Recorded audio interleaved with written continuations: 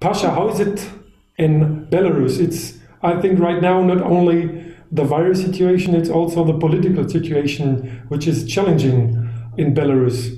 But great to have you online. Tell me, what's going on in Belarus? Well, the corona situation in our country has started like at the same time almost as in whole Europe, but our government did not accept the situation, and they said like there is no corona.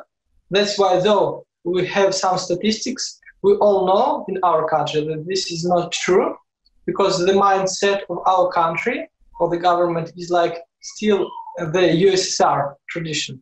They would hide the truth. That's why everybody who worked on regular jobs, they still had to work because we didn't have nothing stopped.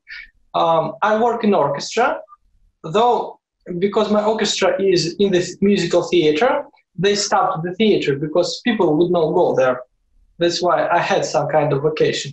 But though in any other situation, people would still have to work, or some of them have to work online. Who can do that? And right now we meet, but still we meet in a huge church building. That's why we try to keep distance, we wash hands, and we ask those who had some kind of sickness, any kind of sickness, that they would stay home. And we try to be cautious about that. And the political situation in our country, as probably everybody knows, is not that good, because we had a president for 26 years old, and he get used to be a president. He would not accept the fact that he's not a president anymore. And after the election, though like official numbers would be like more than 80% for him and others, other percentage like for other candidates. Of course, the real situation is not true. It's not like that. He has like about 10 or 11% on him, but these are all people from his systems, like army and his government officials who work for him, who would vote. And unfortunately, we have Russia close to us. Of course, we love Russian people, and we're brothers, and we have gospel choirs in Russia, and we have all relatives there. The culture is really close, but still the government of Russia had some influence on and some relationship with our president. That's why right now, more and more from every day, we see military forces and some special forces of Russia. They would be on cars without any numbers or any signs, and there would be like more of them.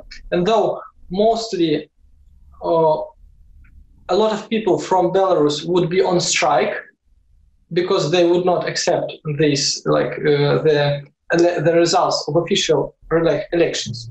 But still, our president would hire more people from Russia to work.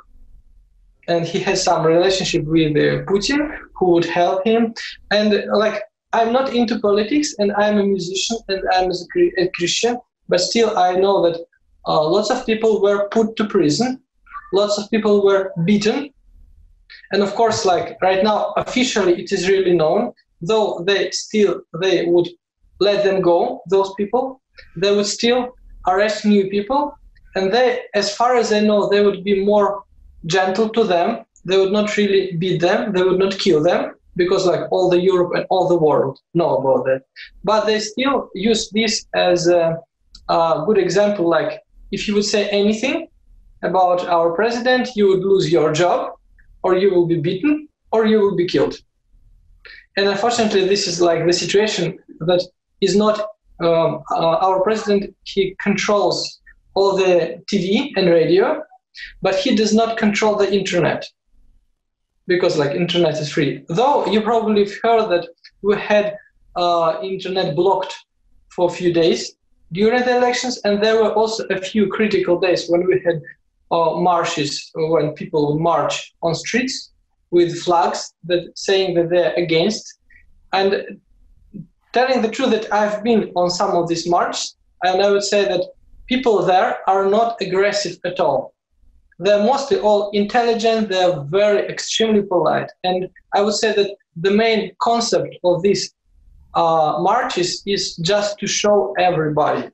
They do not fight. They do not break anything. They don't like do anything that is against the law.